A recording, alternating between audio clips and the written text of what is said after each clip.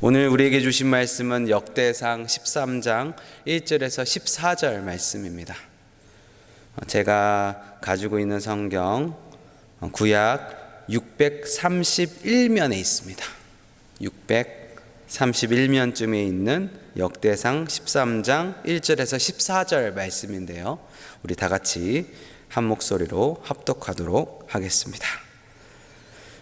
다윗이 청부장과 백부장 곧 모든 지휘관과 더불어 의논하고 다윗이 이스라엘의 온 회중에게 이르되 만일 너희가 좋게 여기고 또 우리의 하나님 여호와께로 말미암았으면 우리가 이스라엘 온 땅에 남아있는 우리 형제와 또 초원에 딸린 성읍에 사는 제사장과 레위 사람에게 전령을 보내 그들을 우리에게로 모이게 하고 우리가 우리 하나님의 궤를 우리에게로 옮겨오자 사올 때는 우리가 궤 앞에 묻지 아니하니라 하매 뭇 백성의 눈이 이 일을 좋게 여김으로 온 회중이 그대로 행하겠다 한지라. 이에 다윗이 애굽의 시월 시내에서부터 하맛어기까지 온 이스라엘을 불러 모으고 기럇 여아림에서부터 하나님의 궤를 메우고자 할세. 다윗이 온 이스라엘을 거느리고 바알라 곧 유다에 속한 기럇 여아림에 올라가서 여호와 하나님의 궤를 메우려고 하니 이는 여호와께서 두 그룹 사이에 계심으로 이러한 이름으로 일컬음을 받았더라. 하나님의 궤를 새 수레에 싣고 아비나답의 집에서 나오는데 우사와 아히오는 수레를 몰며 다윗과 이스라엘 온 무리는 하나님 앞에서 힘을 다하여 뛰놀며 노래하며 수금과 비파와 소고와 제금과 나팔로 연주하니라. 기돈의 타작마당에 이르러서는 소들이 띠므로 우사가 손을 펴서 궤를 붙들었더니 우사가 손을 펴서 궤를 붙듦으로 말미암아 여호와께서 진노하사 치심에 거기에서 하나님 앞에서 죽으니라. 여호와께서 우사와 몸을 찢으셨으므로 다윗의 노하여 그곳을 베레스 우사라 부르니 그 이름은 오늘날까지 이르니라. 그날에 다윗이 하나님을 두려워하여 이르되 내가 어떻게 하나님의 궤를 이곳에 오게 하리요 하고 하나님이 궤를 옮겨 자기 있는 다윗성으로 메어드리지 못하고 그 대신 가드 사람 오베데돔 집으로 메어 가니라. 하나님의 궤가 오베데돔의 집에서 그의 가족과 함께 석 달이 있느니라. 여호와께서 오베데돔의 집과 그의 모든 소유의 복을 내리셨더라. 아멘. 다윗이 7년 6개월 만에 헤브론 생활을 끝내고 이제 예루살렘에서 자리를 잡게 됩니다. 사울 왕에게 쫓겨 떠돌이 생활을 살았을 때부터 17년 6개월 만인 것이죠. 다윗은 이제 다윗성이라는 안정된 거처를 마련했습니다. 그러나 그에게 늘 마음에 걸리는 것이 있었습니다.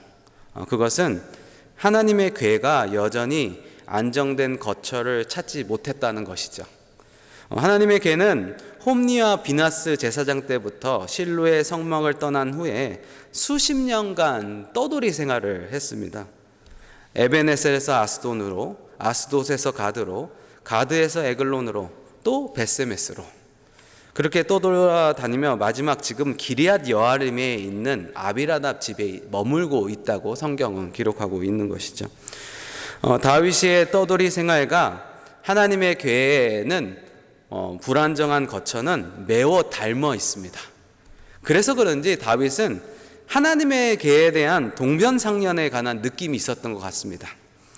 다윗은 자신의 안정된 거처를 마련한 것처럼 하나님의 궤도 그렇게 되기를 소망했던 것이죠. 그 마음을 능히 짐작할 수 있는 것은 그가 성전을 짓고 싶었던 마음을 표현했던 그의 고백에서 우리가 볼 수 있는데요. 나는 왕궁에서 편히 살게 되었을 때 나단 선지자들 통해서 그가 이렇게 말합니다. 나는 백향목 궁에서 살거늘 하나님의 궤는 휘장 가운데 있도다 라고 고백하는 것이죠. 그러나 안타깝게도 성전을 짓고 싶었던 다윗의 소원은 이루어지지 않습니다. 그러나 하나님의 궤를 조금 더 좋은 곳에 모시고 싶어하는 다윗의 마음은 지금이나 나중이나 변하지 않았다는 것을 우리가 성경을 통해서 볼 수 있습니다. 그러나 다윗은 하나님의 궤를 기브온에 있는 성막에 모시지 않고 다윗성에 모시길 원한다고 성경은 기록하고 있는데요. 하나님의 개는 본래 자리는 성막의 지성소 아닌데 다윗은 왜 자신이 거하는 성의 성장막에 모시길 원했을까요? 3절의 그 의도를 볼 수 있는데요. 3절을 한번 보겠습니다. 우리가 우리 하나님의 개를 우리에게로 옮겨오자 사울 때는 우리가 궤 앞에서 묻지 아니하였느니라 하며. 언약궤는 하나님의 임재의 상징입니다. 하나님의 성막 그 중에서도 지성소, 그 중에서도 언약궤는 하나님의 임재 가운데 집중된 곳인 것이죠. 다윗은 그 하나님과 가장 가까운 곳에 있고 싶었던 것입니다. 다윗은 언젠간 자신의 소원을 밝힌 적이 있는데요. 시편 84편 10절을 보면 그가 이렇게 말하고 있습니다. 주의 궁전에서 한 날이 다른 곳에서 첫날보다 낫다. 악인의 장막에 사는 것보다 내가 하나님의 성전 문지기로 사는 것이 좋습니다 라고 고백할 정도로 그는 그것을 알았던 것이죠. 다윗의 소원은 늘 하나님의 임재를 경험하며 하나님과 교제하고 하나님으로부터 오는 말씀을 듣기를 원했던 것입니다. 그러나 그런 그의 마음의 소원은 생각하지도 않은 난간에 부딪히게 됩니다. 하나님의 언약궤를 아비나답의 집에서 옮기다가 수레를 몰던 아비나답의 아들인 우사가 그 자리에서 즉사하고 말았던 것이죠. 기드온의 타작마당에서 소들이 뛰는 바람에 언약궤의 수레가 흔들려서 우사가 그 언약궤를 붙잡았던 것입니다. 성경은 그것을 이렇게 10절에 이렇게 표현하고 있습니다. 우사가 손을 펴서 궤를 붙듦으로 말미암아 여호와께서 진노하사 치심에 그가 거기 하나님 앞에서 죽으니라. 다윗은 이 사건을 이해할 수가 없었습니다. 그래서 저희도 마찬가지죠. 이 성경을 보면서 도대체 왜 우사가 죽었지? 라는 생각이 듭니다. 우리는 이 사건의 정확한 의미를 알 수는 없지만 이 사건이 만들어낸 결과를 우리가 알 수 있습니다. 이 사건으로 인해서 다윗은 하나님을 두려워하게 되었습니다.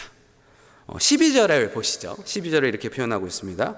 그날에 다윗이 하나님을 두려워하여 이르되 내가 어떻게 하나님의 궤를 내 곳으로 오게 하리요 하고. 그래서 그는 하나님의 궤를 오베데돔의 집에 놓았다고 성경은 표현하고 있습니다. 여러분, 이 사건으로 인해서 다윗이 얼마나 실망을 했을까요? 다윗은 큰 기대를 가지고 모든 지휘관들과 의논을 하고 레위인들과 제사장들을 불러오고 온 백성 앞에서 언약궤를 모시겠다고 선포를 했습니다. 다윗이 예루살렘을 수도로 삼고 나서 처음으로 하는 상징적인 사업인 것이죠. 다윗과 백성들은 힘을 다해서 뛰놀며 수금과 비파와 수고와 재금과 나팔을 연주하며 언약궤를 모시러 갑니다. 다윗도 그렇고 온 백성도 마음이 들떠 있었을 것입니다. 그런데 갑자기 한 사람이 죽은 것이죠. 찬물을 그냥 확 끼얹은 것 같은 느낌이 들었을 것입니다. 분위기가 싸해졌습니다. 다윗은 당황했습니다. 야심차게 준비했던 일이 이렇게 틀어져 버렸으니 백성들 앞에서 얼마나 망신스러웠을까요? 그러나 그 무엇보다 그의 마음속에 들어온 것은 바로 하나님에 대한 두려움이었다는 것이죠. 그는 모든 것을 중단하고 자기 집으로 돌아갔다고 성경은 표현하고 있습니다. 이 사건이 무엇을 의미하고 있을까요? 우리에게 무슨 메시지를 주고 싶으실까요? 이 사건은 하나님의 거룩하심을 드러내신 사건이라고 저는 생각이 됩니다. 거룩하다는 것은 뭘까요? 죄가 없다, 선하다, 완전하다. 맞습니다. 그런 의미도 갖고 있지만 함부로 대할 수 없다, 접근할 수 없다, 죄에 대해서 단호하다라는 뜻도 갖고 있는 것이죠. 하나님께서 시내산에서 모세를 부르실 때 이런 경고를 하시죠. 출애굽기 19장 21절과 22절과 24절을 보면 하나님의 거룩하심을 표현하시면서 이런 표현을 2번이나 반복하십니다. 그들을 칠까 하노라 라는 표현을 한다는 것이죠. 사실 이 칠까 하노라는 아주 순화된 표현입니다. 옛날 성경을 보면 내가 그들을 돌격할까 하노라 라고 표현되어 있고, 새 번역을 보면 나 주가 그들을 쳐 죽일 것이다 라고 표현하고 있다는 것이죠. 저는 이 말씀을 보면서 다윗이 하나님의 언약궤를 모셔오는 일을 너무 쉽게 생각한 것 아닌가라는 생각을 했습니다. 또 우사도 20년 동안 늘 자기 집에 있었던 물건이니 너무 쉽게 생각하여 함부로 손을 댄 건 아닐까라는 생각이 들었습니다. 백성들도 그냥 좋게 셀레브레이션 정도만 하면, 춤추고 노래 정도만 부르면 되지 않을까라는 생각을 너무 쉽게 생각한 것이죠. 하나님은 그런 그들의 하나님의 거룩하심을 드러낸 것입니다. 다윗은 하나님을 자기 집으로 모시는 것이 하나님을 위해서 좋은 일이라고 생각했던 것이죠.